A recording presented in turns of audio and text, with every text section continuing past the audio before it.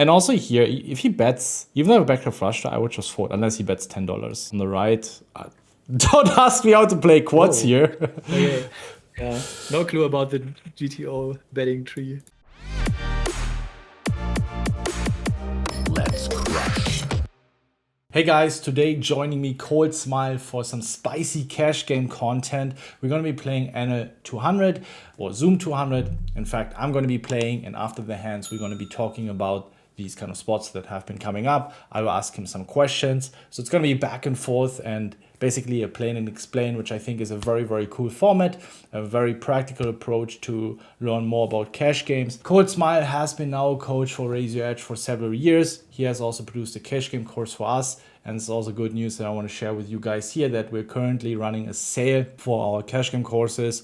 So just check out the descriptions to see how much you get off. Coach Smile, he not only is experienced in tournament poker, but especially over the last couple of years, he has been focusing more on cash game. He has developed some very, very strong fundamentals, of course. He has been crushing up to Zoom 500, one of the toughest games out there. So very excited that he takes the time today to join me, discuss some hands. Of course, I'm going to be playing. I share my thought process, and then I will ask him questions. He's going to give me feedback, and I think that's a very exciting format. The reason why I really enjoy working with him is he's not the type of guy who's trying to copy paste GTO. I think he has found a very good balance between applying some very solid GTO fundamentals with making some very sick exploits. He understands that our opponents are deviating. They're not always playing a GTO approach, always considering also that there are recreationals involved.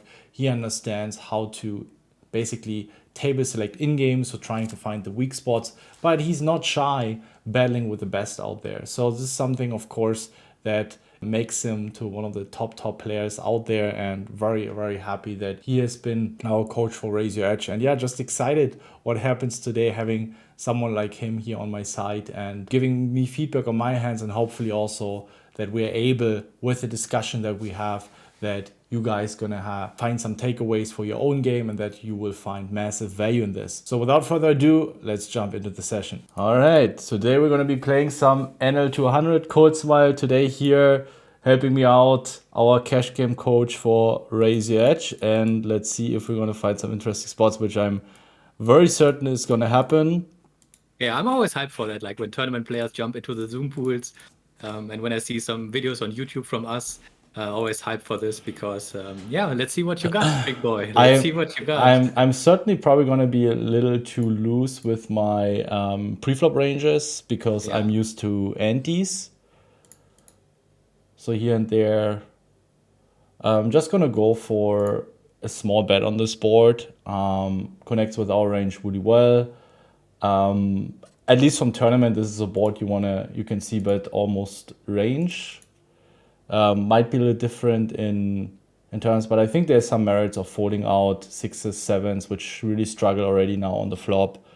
If he has something like ace-7 diamonds, that we get him to fold. On the left side, against the bigger sizing, I would fold. Against the min-open, probably would go with queen 9. I'm going to defend queen 8 off. It's actually an interesting texture.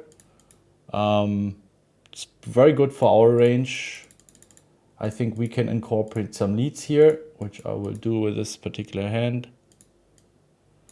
Yeah, tough to play the leading range because you kind of have to know what you're doing. Yeah. So it's pretty easy to overbluff. Well, I mean, we can overbluff in this board or be very, very wide, right? With a backdoor flush draw, but he seems to be half stack. Against the regular, I would peer, but even if it's, let's say, the jack in hearts, jack in spades, and we continue bluffing it, and he also raised pretty quick, so I'm just gonna fold this here. I think people play very straightforward, these kind of spots.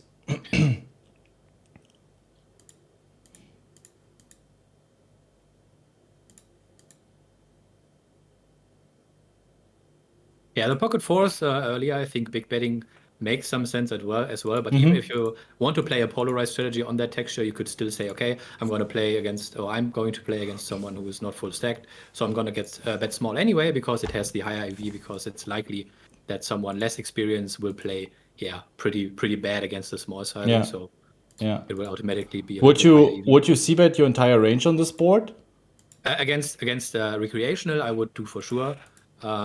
Against someone more experienced, I could see like both options very viable. Mm-hmm. I'm always in the camp of simplifying. So when I'm very familiar with the game tree of a polarized strategy, I would go for that. And if I'm very familiar with range betting and know exactly what I'm doing on the turn and river and don't make any mistakes, I would go for that. I also find this hand just plays so much easier as a small bet because once we face a raise like 10-8, Jack-8, a lot of these hands that he could be bluffing with, we block. If he has king 5 and hearts, since our it can also be counterfeited, right? It's not only the king but also the queen that improves him. I definitely lean a little bit more towards betting super here. hard to improve to in case we are behind, like super hard to improve to a great hand. So something with a backdoor flush or like a gut shot backdoor flush would be the way better call. Yeah.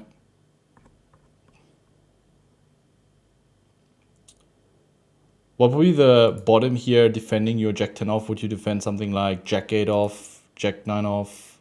No, I won't. Against the 3x, I won't. Just Jack 10 off, I guess. Yeah. And then Jack 8, obviously folding. I think King 8, King 9 off, I would fold. You would fold King 9 off as well? Yeah. Okay. I think against the 3x, I would. Against the 2.5, I think King 9 is like the threshold, roughly.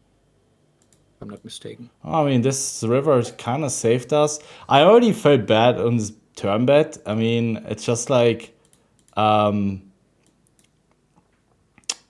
it's just like jacks and ace 10 and king 10 when people play bet check delay bet turn. It's just this line is just so underbluffed.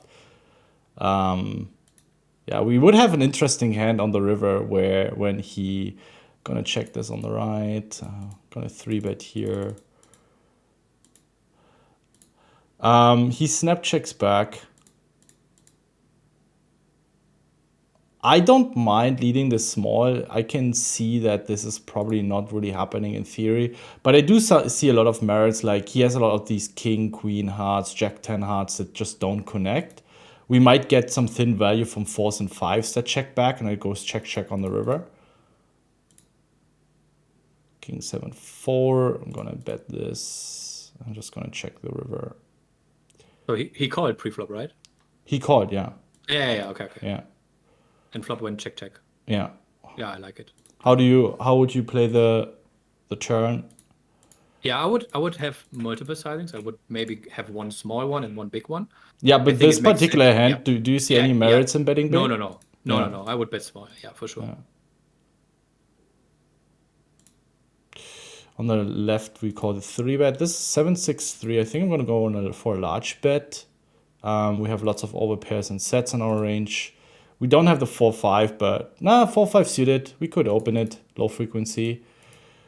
If he has something like 6-5, 3-5 suited, ace-5, king-5, I think he's going to be calling all of these.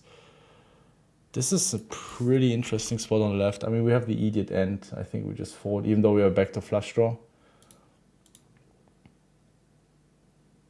Yeah. And on the right. Huh? Yeah, but you had an open ender, right? The 3 is also straight. Oh, sorry. I misread the board. Yeah, I misread the board. 4, 5, 6, 7. Yeah. I misread the board. On the right, we have an easy check. Yeah, of course, with an open ender, we have an easy call. Yeah, no worries. Also like the big sizing on the right.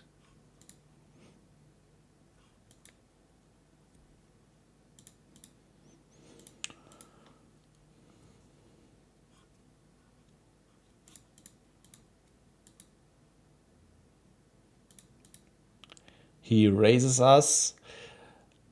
I really hate having the 8. If I have ace, king, ace, queen, I don't mind being a little more sticky. But just, again, blocking 8, 7, 10, 8, jack 8, which are going to be his bluffs. And 8 in spades is probably not so good to call with. Yeah. And on the right, we call. And this is probably just a spot where we see bet something like 10, 15, tops 20% pot size. We don't need to bet big. Jack 5 clubs. Definitely also have seen some stuff where we actually want to be defending quite tight, even against the min raise from under the gun. But yeah, my tournament nature of a tournament player, I would feel very awkward folding this against the min raise. Yeah. Even if you're not a tournament player, I'm calling this as well. I can't help myself and just clicking call. Yeah. always like saying something like, oh, kind of whatever or something, and then clicking call and I go from really, there. I really like raising this when we have, let's say, 6-5 in spades, just to make him fold queen jack diamonds. But if we have the jack, I think we just call. And turn, I'm gonna lead. I think we just gain so much EV from folding out queen jack diamonds. Also, if he has ace queen, ace jack with one heart, that might want to take a free card that we charge. Yeah, and in general, I think the player pool might not play super aggressive against those turn leads. Yeah, because And I if was you look- also not as thoroughly studied as other spots, right? So Yeah, then people yeah. tend to freeze a little more often. Yeah, if you're pretty good at putting people into tough spots and using some unconventional lines, that could have some EV as well. So it doesn't have to be everything like solver approved, just because it's a game of 200 zoom or even 500 zoom. Yeah. I think the best 200 zoom players are very good at exploiting the player pool, and the same goes for the best 500 zoom players. Yeah. Interesting. Also a board where we want to have big sizings, but with top 2 pair and also blocking the flush draws. I feel like this particular hand, I'm gonna go for small and then bomb the turn. We definitely want to have a lot of big sizings. If I have ace queen, ace king, I would bet big. With a smaller sizing, you also have the benefit, as we've seen. I mean, might just be variance. People have been raising a decent amount of the time already on the flop. Oh, we have a WCOOP winner here. Never heard of that guy. I'm just gonna forward this. I don't think we want to defend this against the cutoff. Yeah. The ace jack, this particular hand, would you have opted to bet big or? Yes. You Just would have, for simplification reasons, because I don't want to fall into. I mean, I see the point of betting that hand small, but against the regular, I wouldn't fall into these. I'm gonna bet my range big and have checks, and then suddenly implement a small sizings where I even don't know what I'm doing because my hand tells me what I'm going to do. Okay, I'm reading so much into. Oh yeah, go ahead. Yeah, just gonna play this hand. I think it's pretty good. I mean, he's gonna have some king jack, king 10 spades, the only hands that I'm really afraid of. But he's gonna have 9x spades that better not flush draws. We have king jack, king 10s, and I think this is a hand that naturally wants to continue as a bluff. We don't block jack 10, but I think just a lot of his hands gonna be playing call, and fold on this particular river. Yep. He does not with the queen 8. What do you think about his call? I think having an 8 is kind of good. Not blocking any 10x, any jack x hands, because your main bluffs will come from something maybe like jack 8, king jack. King jack is top on the river. Yeah, I think his blockers is kind of good having the 8 and for the sizing on the river. You could bluff hands like 5-6, ace 4, ace 5, and basically queen jack would be maybe a better candidate to call, but I think you randomize it maybe. No strong opinion. If I'd like talk about the hand, I think I don't have a super strong opinion, but certainly can't be bad to call that hand some amount of the time.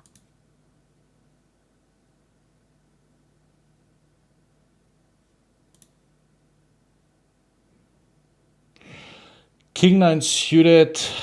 I don't hate it as a 4-bet. I might be a little bit off here with the hands that we're 4-betting. Probably it's like king 10, king jack suited. I'm gonna go with a 4-bet here. Don't need to make it that big.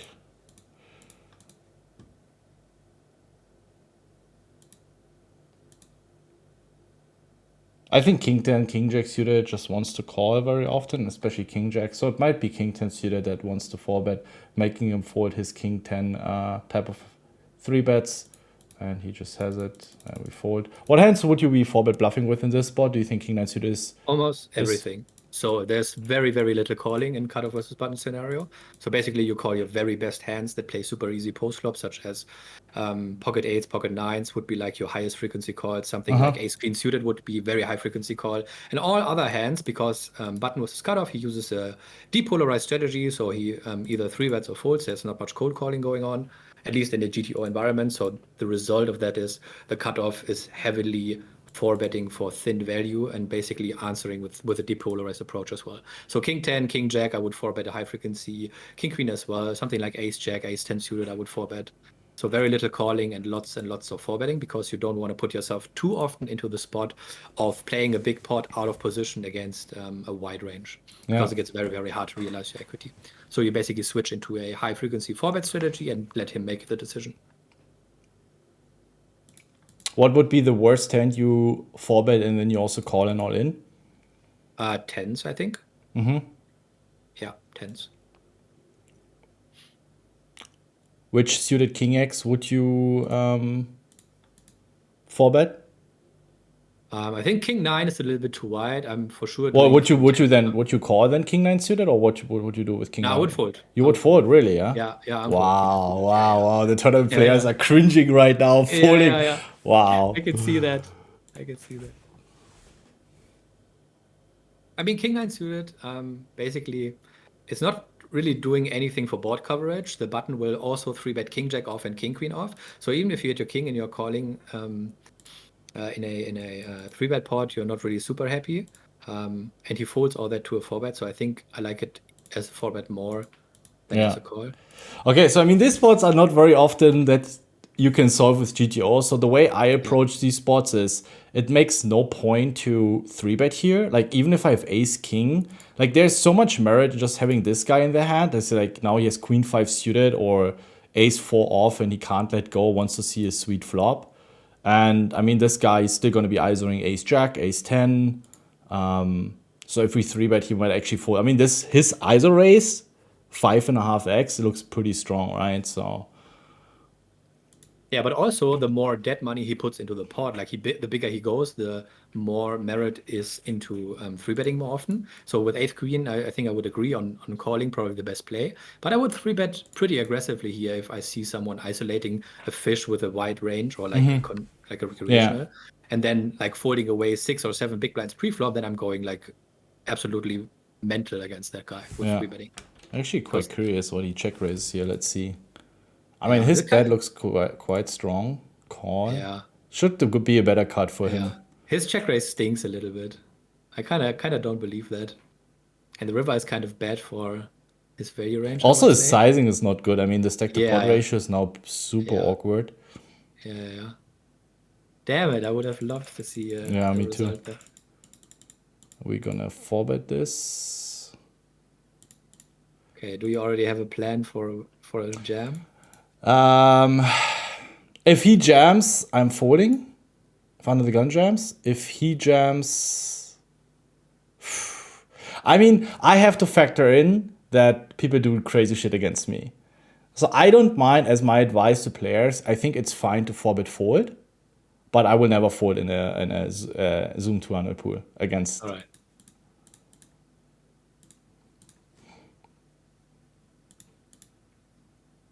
This is also a spot when I am him and I have 10s or jacks, I would very often fold. A lot of my bluff 4-bets are coming from ace queens, ace kings, right? I would fold 10s probably, and you check jacks and queens very frequently on this flop. So our betting range is pretty strong on this board. So if you have jacks, and this is, again, just based on tournament ranges, that a lot of these cold 4-bet and also like 3-bet pots when your opponent's range is very ace-x heavy, you can actually already start folding under pairs, even against smaller sizings, just because 85% of the time we're going to have an ace, right? Yeah, I think this was like perfect explanation of how this pot works. I would be pretty nitty when it comes to getting jammed on, especially against another gun. I would probably fold as well. But yeah, the random factor is obviously a thing when you play and you have the Stars Pro logo right next to you as well. So maybe people will go a little bit crazy. But yeah, exactly. On these ASI boards, like every underpair, even if you put it into Pio, it's just a fold because your big blind cold 4-betting ranges are involving so many ace-x. So yeah. And then they are basically, the reasoning I always get is like, oh, but there's only one overcard. I'm peeling one. But that's basically already wrong. Already like this is the very fixed mindset of thinking in absolute hand strength, right? Yes. I have to continue. Yes. But they're not really questioning why does it really make sense that we want to continue here. Yeah, exactly. Ace-10 suited, would you call a 3-bet against under the gun +1? Or No, I would 4-bet. you would 4-bet this? Okay. Yeah. The approach is when you are out of position and facing a high frequency 3-betting strategy, or even a 3-bet only approach, which most players are doing, that you are basically countering that by heavily 4-betting and calling like way less. Yeah. A good way also for me that has helped me to simplify. It's not simplifying, but having some sort of heuristics for playing out of position. I mean, we're very wide ranges here, but like this hand, you want to have bluffs on all streets, so to speak. But this hand just, it's not. So this is a hand of goes check check, can pick up equity, but barreling, it's gonna be quite dicey on continuing a lot of turns, and then the pot gets very big. I would just check fold without a backdoor flush draw, but if it goes check check, I can still bluff this on the turn or river. And since I will also have some queen jack, queen tens, over pairs, pocket eights, 9-8, and he's capping himself a lot. He's not gonna have queens. He's not gonna have ace queen. He's never gonna have those. All right, it's an interesting river. I think. Do we have showdown value? I mean, once he calls an overbet, I think we're done with the hand. I just want to make him fold his ace-8. Something like ace-4, king-4 that calls against the small sizing. But I think there's a chance ace-jack, ace-10, king-jack, king-10. Yeah. I might... No, doesn't make sense. 7-5 is not a thing. So this hand... I wouldn't hate blasting it on the river. I really wouldn't hate it. But... I mean, betting myself. Raising doesn't really make a lot of sense. It's pretty much irrelevant blocking the 7-5. It shouldn't be in his range. So it's okay. We block 8-6. We block queen 6. We block 9-6. But I think if we have something like a jack and a 6 or something like that, it's much better. Yeah. Especially after overbetting turn, you could go for some all-ins on the river for sure. Yeah. Since you're polarized. Would you jam? Do you hate jamming the river there with 7-6? In general, I don't hate it, but I think the 7 is kind of not a super relevant blocker. Although I could see the point doing it anyway, because people are just pretty tight against those overbets, and that's fine because the price is so bad for him, so that he has lots of stronger hands. But yeah, I think I wouldn't hate it. I would take it into consideration and then probably don't do it. But the thing is, what you mentioned correctly is small blind versus big blind especially is super hard to simplify from a GTO perspective. So lots of 50% checking and 50% small sizing, very little range, like some range betting, but especially on those middling type of boards, they are super hard to play, super hard to simplify. And the number one thing you can do when trying to figure out what hands to bet and what to check, and you said that already, like if you have absolutely nothing, like your super air will check a lot on the flop and then bluff later streets. So we have like some kind of bluffs available. And that's basically the number one rule when it goes. Like even Jack 6-7, I think is so hard to simplify. And if there's betting, there's usually small betting. Yeah.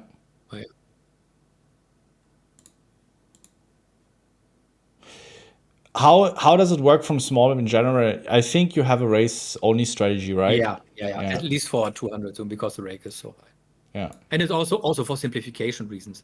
Like if students come to me and ask about small blind limping, then I'm asking like, okay, you want to do all the limping, limp calling, limp 3-betting, and then have a raising range to go with that. So this is super hard and super easy to fuck up, basically. So I always advise go for a raise only strategy, make your life easy, try to execute that well, and then go from there.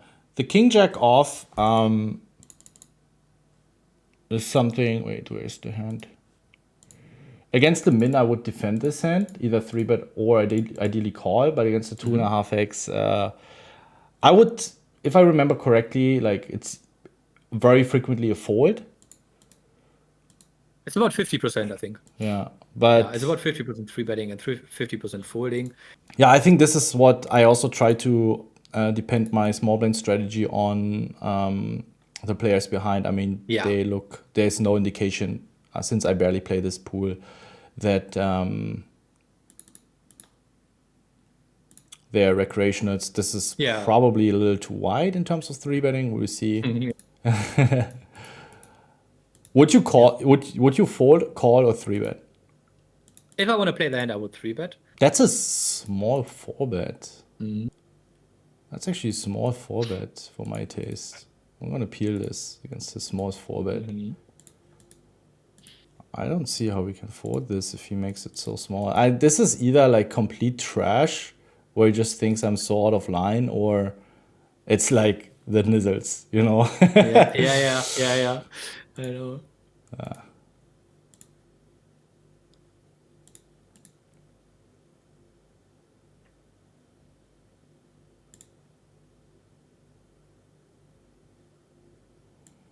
And again, I have a third pair, but you know the ace is just so bad.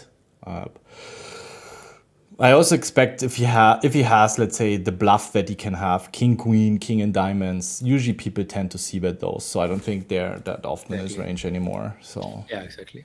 Yeah. I think you want to step often versus skip c-bet in 3-bet pots and 4-bet pots. yeah. Because in order to have like a very good check raising plan for all these textures, and not only do it with their pocket aces, they need to put in tons and tons of work into their game, and I just don't see that happening too often. Yeah. As you said, like jack 6-7. Oh yeah, go ahead. Similar spot here with the ace jack. It's either call or 3-bet. I'm just gonna go on timeout. Okay, easy decision then. Yeah, this is of course either a call or a 3-bet. I mean, with a fun player. Yeah, hands like ace jack off, I think, work a little bit better at 3-bet because they play so poorly 3 ways in a cash game. Okay, we got some table talk going on. Well, ace-5 suited always looks like a hand that, you know, wants to forward. Yeah. I think it's not 100%, but sizing is good as well. I like that. On the right, the jack 10, 6, 5, 6. He can have everything. Queen deuce here. I'm just gonna go for straight. If he raises, I'm out.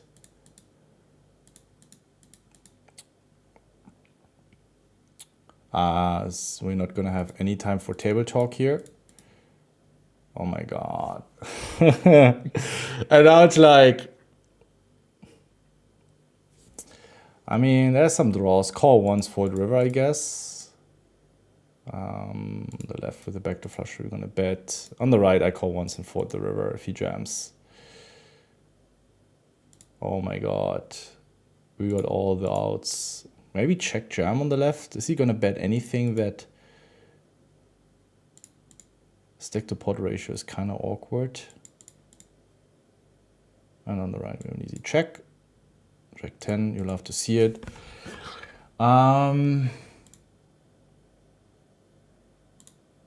If he jams, it gets really ugly.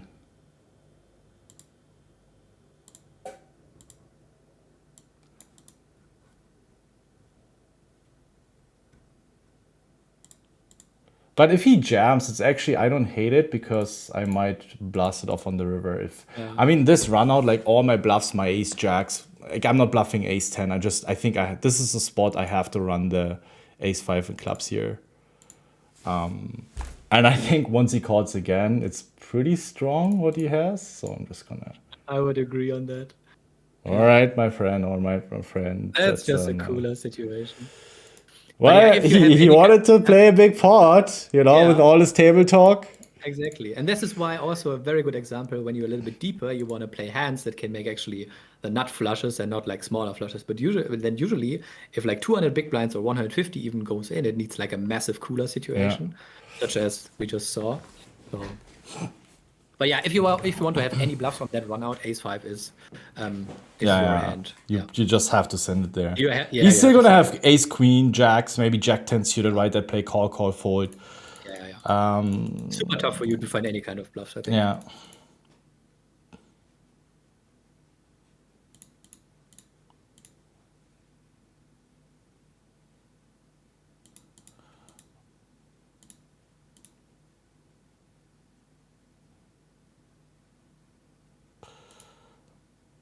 All right. All right. Pray for someone to have queen 9. I mean, I'm gonna bet this. I expect if he has tens, he's probably still gonna be raising it. King queens. Yeah. I'm not sure if king queens are raising. actually. Yeah, I'm afraid that king queens and also his queen nines are not raising, so I'm gonna go a little bigger. I think I want to be greedy here. Like if I bet 27, like he's not raising his queen nine, right? Like or 9-8 as we see. Yeah, exactly.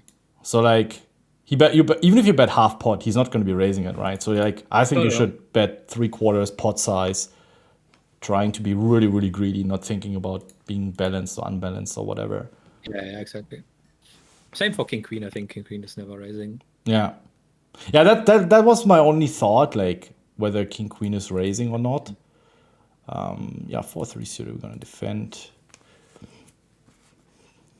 This would also not be a good 3-bet in my opinion. Like, I don't mind if you want to 3-bet 6-5, 7-6 suited, these type of hands where you have more often 2 overcards against his pocket pairs. But here, like, you know, it's like, yeah, he calls deuces, but you still also need to think about the smaller pot. So like you make a middle pair, he has an under pair, it checks down. But here you always need to either flop something very strong or blast it off, right?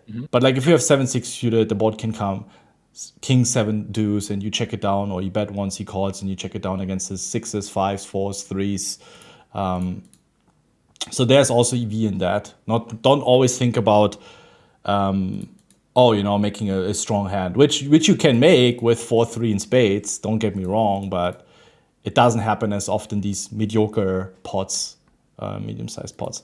I'm gonna go for a big bet on this board, and here small. Starting with the small, on the left with the big bet. Pretty bad turn. You're gonna check back. I mean, king and hearts. But I just think the way he snap calls, it's never really the ace, deuce, and diamonds. So I'm gonna check it back.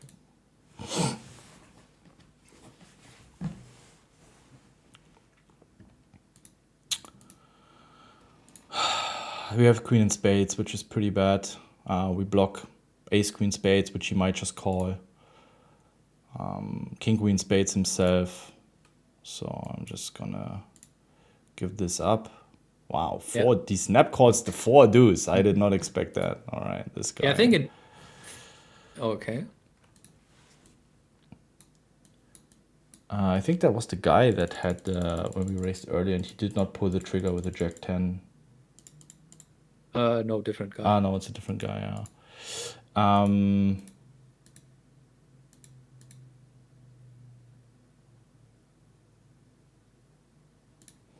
I think they always have it there. Yeah. I was. Yeah. You were hoping, Ben, please fold. Please, bro, you can't call that off. Yeah, exactly. And then you see those super greedy river jams because the king hits the river. Every ace-x doesn't have a kicker problem anymore. So this is just where the thought process ends usually.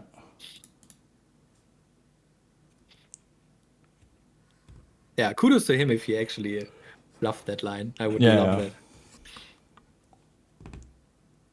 that. Also, kudos. Yeah. Definitely every pocket pair, I think, is calling. So Jack, if the board would now be ace 5-4, he bets I'm out. Jack 4-5 is of course much better. He's still gonna have ace 10. He's still gonna have ace 5 that bets for protection. So we're gonna call once. Bad turn. If he bets, we're out. If he checks, we have an easy check. I definitely expect a lot of barrels from him. But it's just nothing we can do. We have ace, queen, spades, ace, queen, hearts ourselves. Yeah. Good sizing from him as well, I think. Yeah. On the right, I'm going to start with a c-bet. I think everything between half pot and 2/3 pot is fine. We're definitely also a board we'll only be checking a bunch. It does not really connect with our opening range. Might even be just a very, very low frequency c-bet. Ace 4 probably also plays really well as a check raise on the flop, which I also don't hate.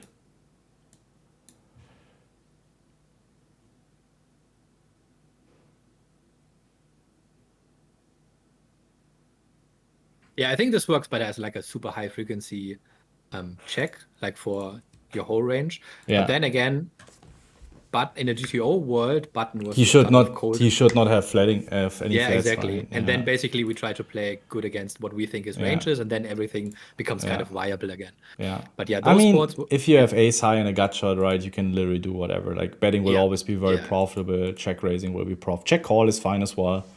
Yeah. Check raising viable as well. So Yeah. but yeah, but in theory, I think in single raise pots out of position, checking a lot on boards where they can have every kind of set is a pretty great strategy. Once, because the solver would have a high frequency checkers anyway, and second of all, for simplification reasons. Yeah. Would you have the ace five in clubs? Would you have ever considered checking the river? Yeah, I was thinking about that because for our range, I think it could make some sense to have river checks. Yeah. Because our ace king and our aces are not value jamming that river, or at least not super happily, right? Yeah. So yeah, I think in theory we would have to have that, but in order for him to have bluffs, he needs to turn a queen into a bluff, I think. Ace queen, ace in clubs, Yeah, right? yeah, or queen jack suited or something like that, and I just don't see that happen. Yeah. So the EV of checking the river comes from him bluffing correctly, which I don't think is happening. So I would rather go for fuck the checking range and go for value. Yeah.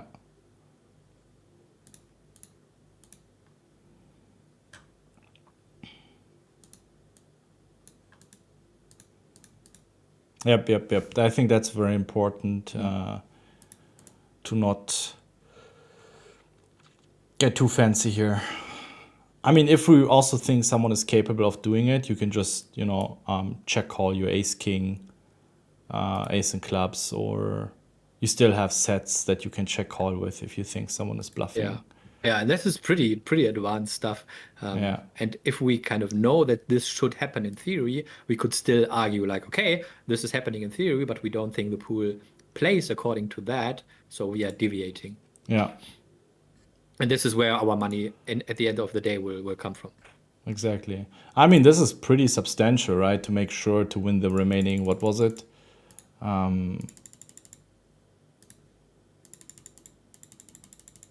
How many big blinds? 80 big blinds. That's pretty important for the win rate. Yes.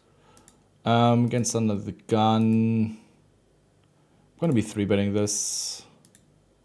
No info on the big blind. I think it's good to fold up some king-queen offs. People are going to be calling all pairs. We're a little deeper. I think flatting is fine too. Kind of makes the hand a little obvious though. I feel like if you flat here, you're often going to have these. All right, against this sizing we call. I'm actually very, very happy to get this sizing. I mean, he's in position, so he should definitely size down. But like, since my small blind range is pretty strong in terms of 3-bets, it's like, and also here, if he bets, even though I have a backdoor flush, I would just fold, unless he bets $10. On the right, don't ask me how to play quads here. Okay. Yeah, no clue about the GTO betting tree. Developing a solid game plan for cash games requires a lot of thought and preparation of the table. Whether you're an experienced cash game player or just getting started with cash games, the level of effort you put into study will directly affect how much money you make at the tables. For just 1 week, we are offering massive discounts on our cash game courses, both Online Cash Apprentice and Mastering Live Cash. Take advantage and level up your cash game skills today. Yeah, I think eights usually if you look into some charts, I think it's not like 100%. But if we say that under the gun calls every pair to set mine, which could easily be true, then eights become like a very, very good 3-betting hand for just 100%. And I wouldn't try to implement a cold calling strategy. I don't think it makes any kind of sense, especially with a rack in the big blind. Just hoping he hits the king and diamonds or king 4 and spades, and then just betting the turn and bombing the river, right? Yeah, not much we can do there. Just try hoping.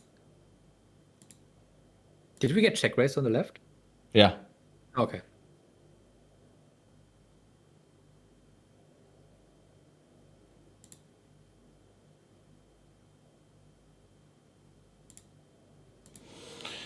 Queen is actually pretty good for me in terms of being able to fold my hand, because queen tens, queen nines, I don't think he blasts those, and I think now I have an easy fold. If the river breaks, let's say it's the 4 in spades, he's still gonna have the queen tens, queen and nines, and all that kind of shit, right? I mean, but then on this, it's against this sizing. But yeah. It looks a bit like he's trying to make me. Yeah, I would agree on that. I love the river fold.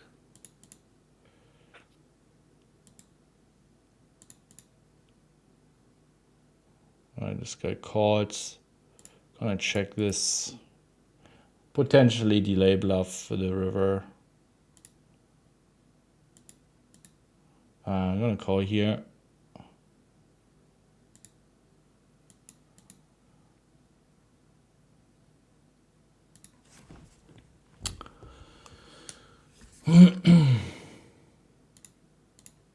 And with the gutter we call.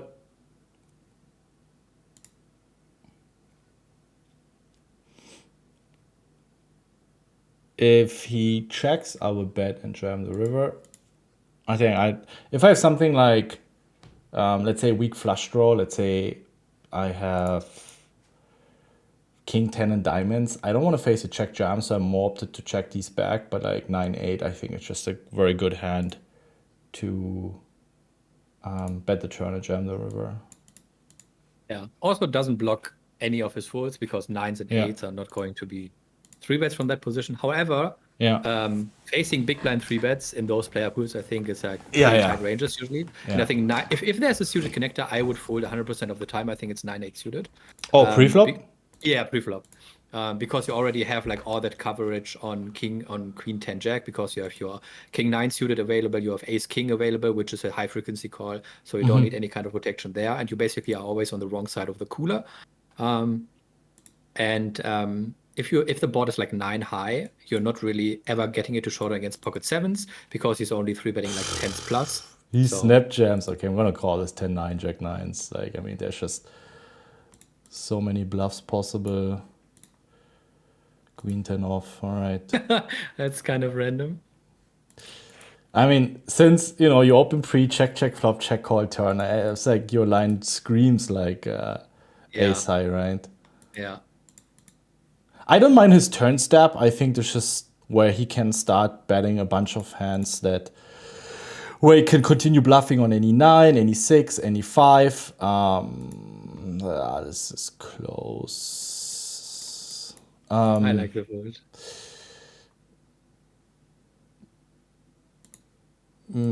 Yeah. But then the river is just very absurd. Yeah. I might also have some, like, there's a chance I have 10-9 or jack 10 or jack 9 that I check call with, but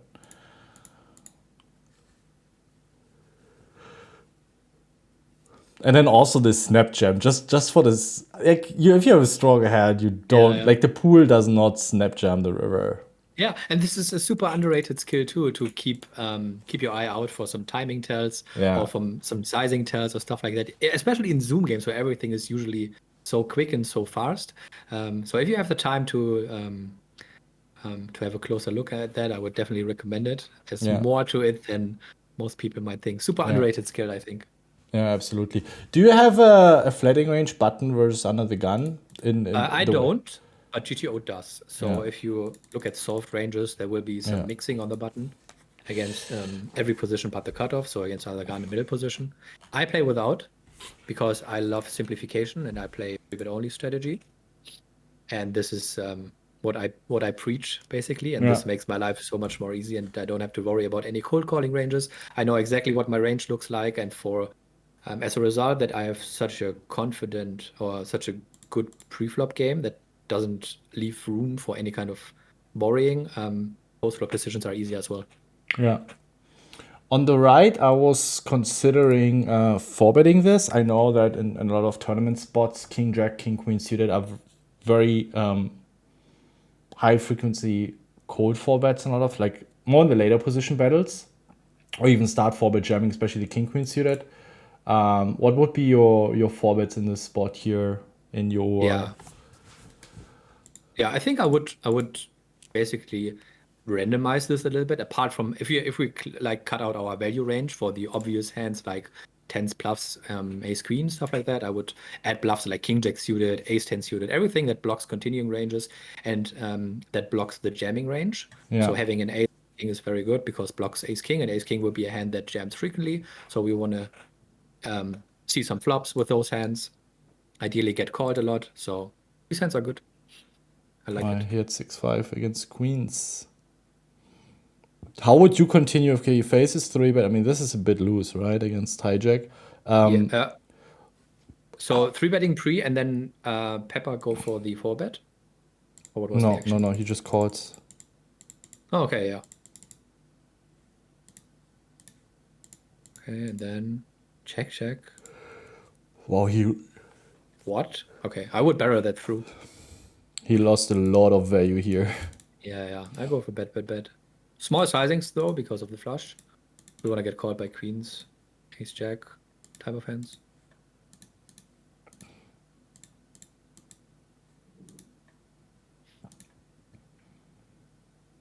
And also, I think 4, 5, 6. You could check a lot.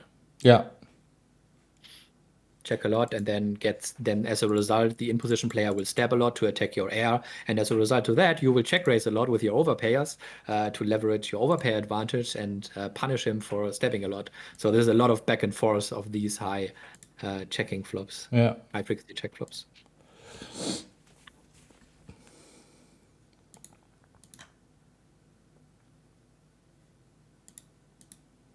Ace suited, we could potentially 3-bet against the cutoff. Let's see. No blind versus blind, we just call. Would be 3-betting a lot of like 7-6 suited. Also a bit more polarized now, of course.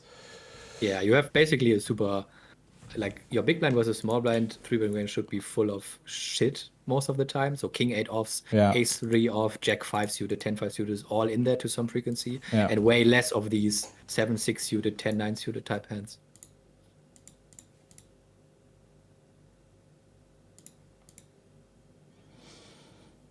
Interesting board. I'm actually going to check it back. I don't see a lot of merits and already blasting off a pot here. All right, welcome to the... These are the boards that you want to see. I don't mind betting, and then on a safe card, let's say 7, and then there's the jack and spade, jack and hearts, bombing it again. But everything that would, let's see here, that has something is continuing anyway, right? Yeah, and for those monotone boards, I usually simplify to just bet my full range for a very small sizing. So let's say 25%. Yeah. But if you want to mix or like kind of find out which overpairs are betting more often, usually without a spade, you want to be more careful because you have a hard time continuing on turn cards, which are a spade, or river cards that are a spade. So you're betting more with a spade and checking more without, and not the other way around. Wow. He checks the turn. Yeah, he checks the turn. But the flop was 3-way. Yeah. So we have all the king queens. We have sets. I don't think he has 3 streets of value. Yeah. I mean, good. We also then have ace jack, ace 10. Yeah, could also argue for checking the flop 3 ways. That's why I bet the turn. Like, I mean, of course, jack 10, but he's going to have all the queens. He's going to have kings. He's going to have queen jack. He's going to have potentially king jack, queen jack, again, kings. Yeah. Right, Ace-X of diamonds comes to mind as a good check call from his perspective. So yeah, I think I like that a lot. Getting a bit cooler here, unless we only had this one big pot really for us, right? But yeah. Sometimes how it is. Exactly. Against the small bet we raise, against the big bet we call. This is somewhat in between. We're pretty deep, so I'm just gonna call.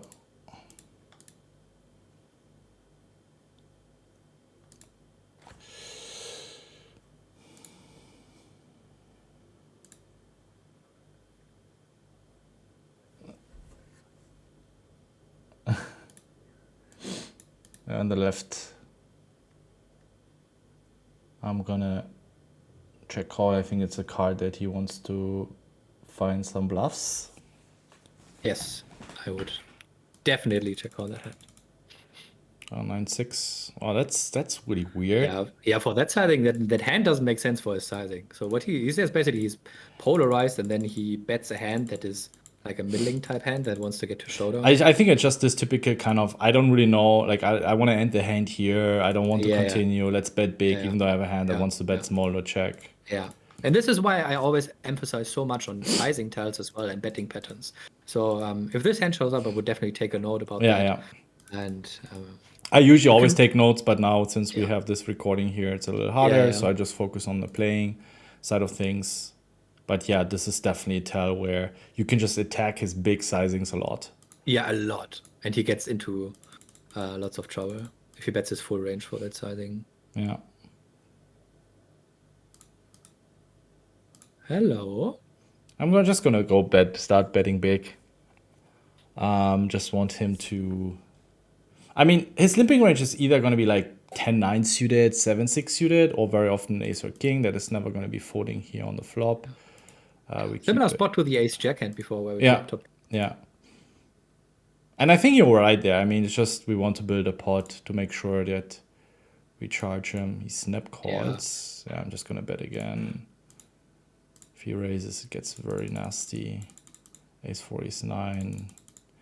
And I think snap call is also, again, like this kind of snap X, like ace-5 diamonds type of hands where I don't really want to face another bet. So I think he has a lot of calling hands that actually don't want to face another bet, but they end up calling. So I could not agree more on that read. I think a snap call turn is like almost always weak in this scenario. Yeah. Well, actually not that weak. But again, it's, I mean, if you have ace queen or ace 5, you just hate your life on the yeah. This is a big 3-bet.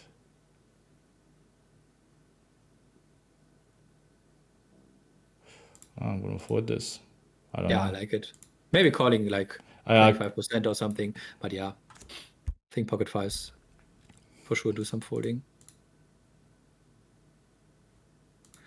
Yeah, that's and also when you see like players limping ace queen under the gun, and then you see like all these players isolate those players with like ace-8 and stuff like that and go like super wide because he just limps, your strategy can get bad really quick. Yeah. If people have like kind of reasonably strong limping range under the gun.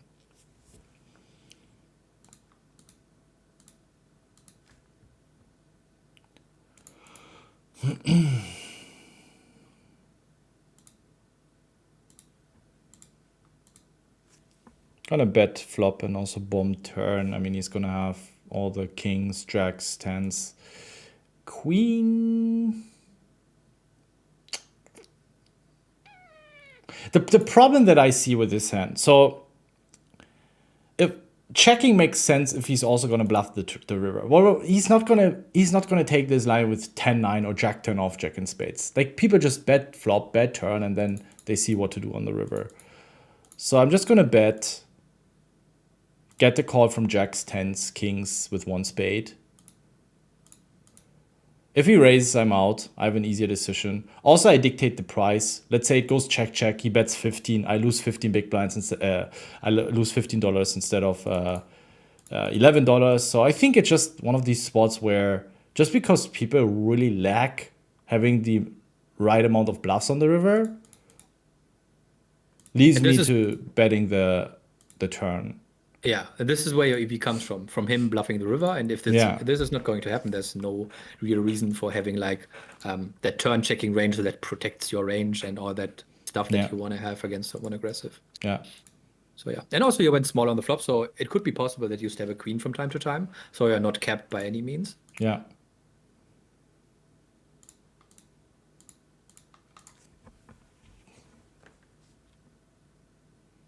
This is a spot, the weaker jack X I would check. If I have a stronger jack, then I would bet king jack, queen jack from time to time. Yeah, also does some 3-betting pre-flop. I mean, we can never fold this on the turn, but this is already like screams like something strong. Pocket nines one time. Yeah, I hope to see pocket nines. Wow. Queen 4. I mean, this makes Reasonable. sense, right? Just some backdoor flush draws there. Yeah. But I think it's always very equity driven, flush draws, or it's like ace. Yeah. Like it's a very very spicy call on the turn. Surprisingly that he is not like auto c betting that texture. Yeah. I think just betting small works kind of well in this scenario.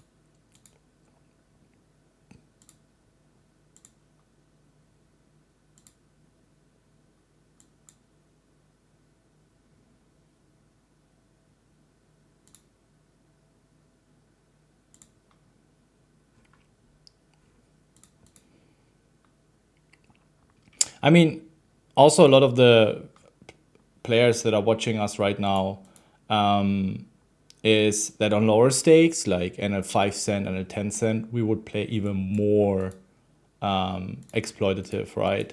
We would like spots, for example, the ace 5 suited spot earlier that we had. Like, I just see too many, like, if people have a king 9 suited there on this river, they're not gonna call, right? Yeah. They're gonna call. So we don't need to have bluffs there. So Exactly.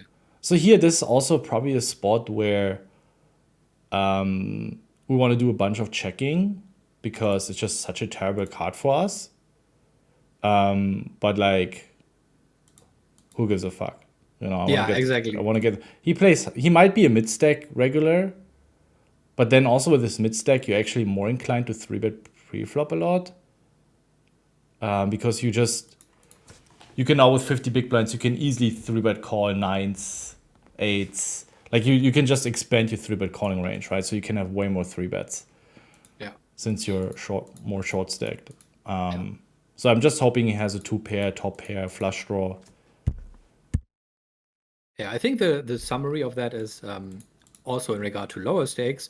It's always good to know like the default strategy, like how that spot works in kind of a theoretical approach. Yeah. But what makes you money in the end of the day is like how you play against the player pool, and people will make mistakes day in, day out. Yeah. And King 9 suited on the left. For me, later positions I would defend, but if he 3-bets against another gun, I'm folding. yeah, I would fold as well. Could be that is like a very low frequency 4-bet bluff, but Yeah. then again, big blind against another gun. Always tough to hit the right frequencies. Yeah. And Also also kind of yeah, go ahead. Yeah, also kind of nice that he probably jams ace king because he's out of position 100% of the time. So if we end up in a 4-bet pot and he calls, our king 9 is kind of live, so to speak. Or plays at least a little bit better. Yeah.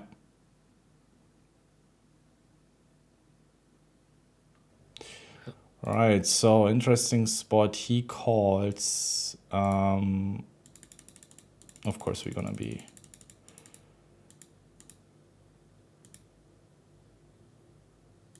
Don't need to make it that big now.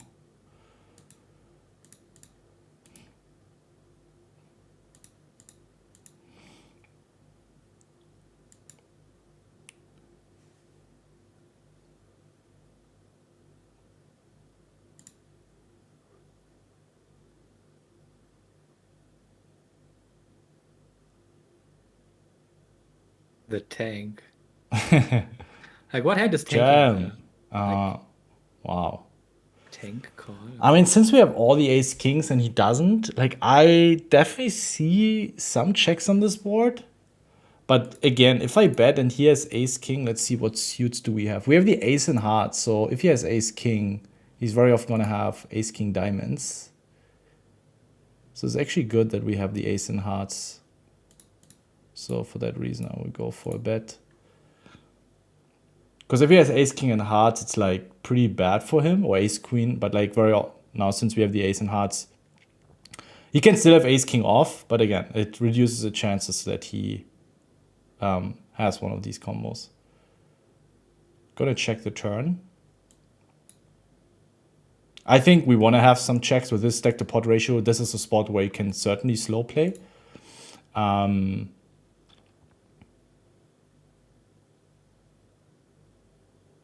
And just let him do his thing. Good hand to step on the right. Against your friend 60 Bieber. But I think we want to float this. I think this is a hand we want to float. I'm just going to jam this. I'm actually going to bluff this on the turn and then bluff the river. Just betting small. I could have still like a 7. I still don't think I have showdown value. I feel like if he has, so I don't need a flush draw blocker in this plot, a flush blocker, because he would continue with his king, queen clubs, queen, jack clubs, in my opinion. And he's going to have kings, queens, jacks very, very often. And he would raise sets on the turn against this side. I'm just going to bet. I don't think 5x in clubs, not really. King 5, 6, 5, I don't think he opens that. He could have some ace 3s, ace 4s, but now if he faces that line, it's like... and he played pretty solid so far.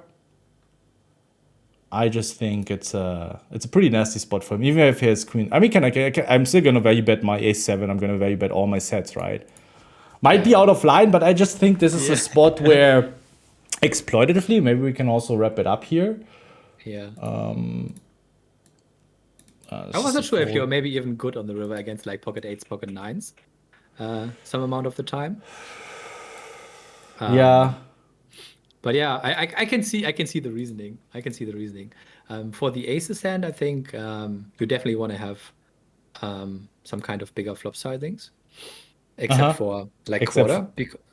Because 4-7 deuce, he basically has nothing all the time. He doesn't flop any kind of nuts. He heavily struggles to defend anything, and you want to punish that guy for not having as much overpass as you do. So basically for being capped.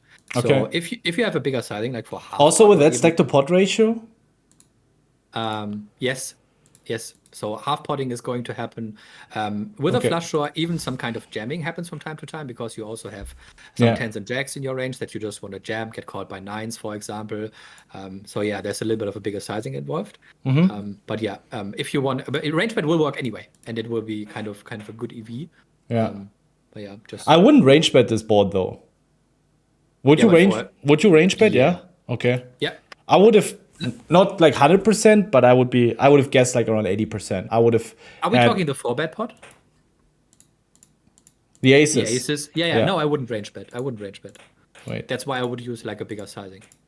Yeah, that's what. But you, so you would range bet or you would not range bet? Would not range bet. Would not range bet, and then a bigger sizing. On the right, I'm just protecting my hand against his jack 8 in spades or king 5 off, whatever he's 3-betting with.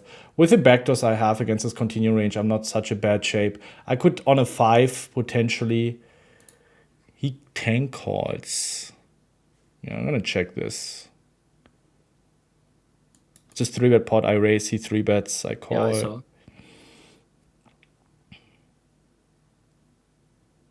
I think 4s, 5s, pocket 5s, and 4s with 1 diamond work pretty well on this texture as a check raise against the woody wide range. Now he bets. This tank, he's either was debating to. I'm just afraid that he bets ace king ace jack here. I don't think he bets flush draws, so the 4 is pretty irrelevant. I think he would check those back.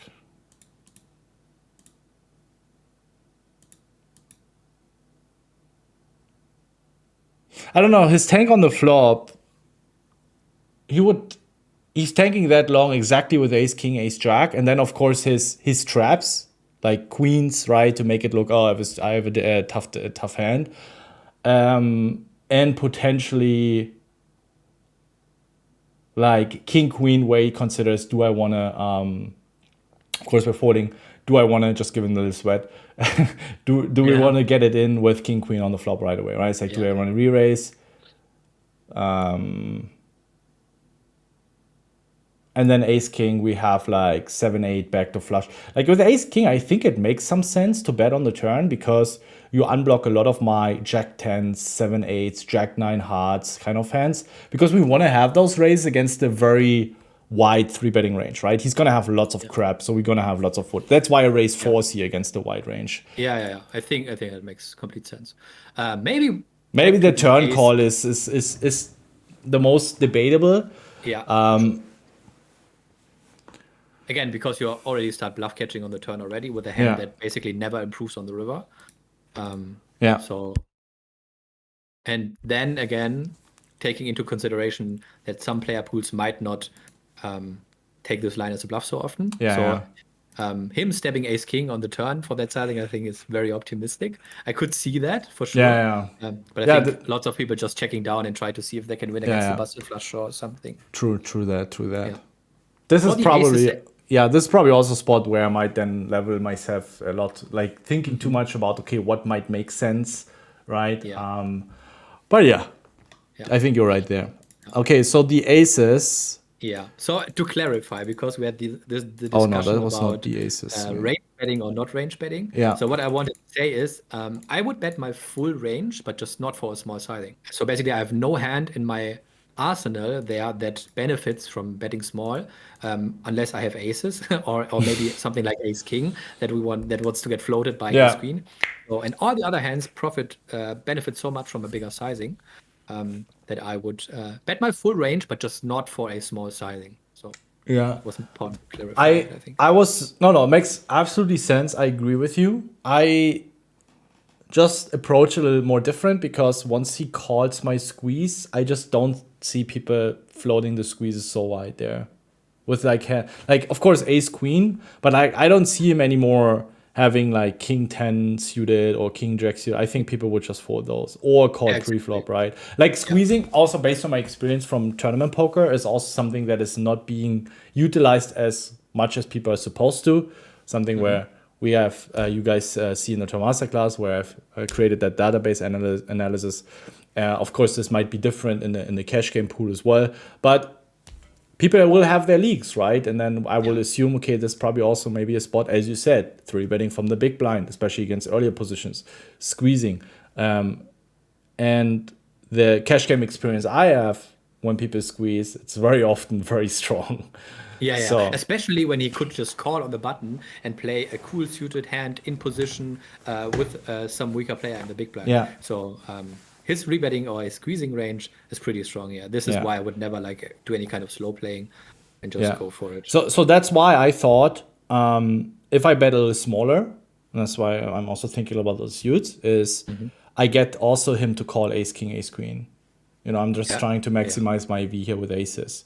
I think ace king queen with a backdoor flush draw calls to half pot as well. And jacks, like honestly, like I also don't see people squeezing 8s, 9s, or 10s. That's why I'm already feeling very, very uncomfortable with 10s or jacks here. 10s, I might just be calling pre-flop. I don't mind 3-way, can flop a good set. Like 10s on this board, I don't hate checking there, to be honest, because as I said, ace king, we could bet big, but then he still has jacks, queens, some traps with aces. That's where I see the problem. That's why I want to have exploitative strategy, because people don't have as many hands as they are supposed to have according to theory. So that's where I think you can approach it very exploitative. I mean, this particular opponent might. We don't know. We're not accusing him that he doesn't know his shit, but I think for 1.5 SPR, like protection is such a massive thing that you never want to have the flop goes check when you have pocket tens. Because every jack X could be a jack, a queen, a king, an ace could always be bad. It either kills your action or kills your equity. So basically, if you have a low flop and you have an overpair in a 4-bet pot for that SPR, you're just in and basically have to accept your fate to run into jacks or queens some of the time. But if you do a good job with protecting your tens against ace king, or even get a call and then a turn fold, it would be massive success for your hand. So it goes back and forth. But I can see the exploitative approach for sure. Yeah.